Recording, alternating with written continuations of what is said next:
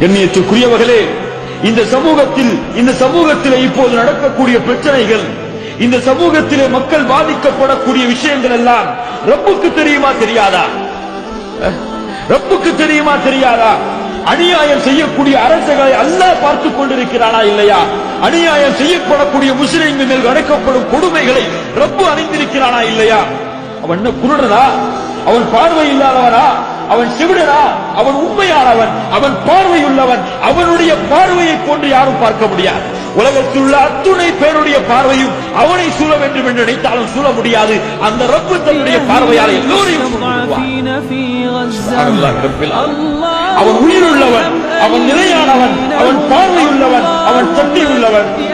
அல்லாஹ் சொல்கிறான், "வலா தஹ்சபன்னல்லாஹ காஃபிரன் அம்மா யஅமலு ஸாலிமூன்." அநியாயம் செய்யக்கூடிய மக்களை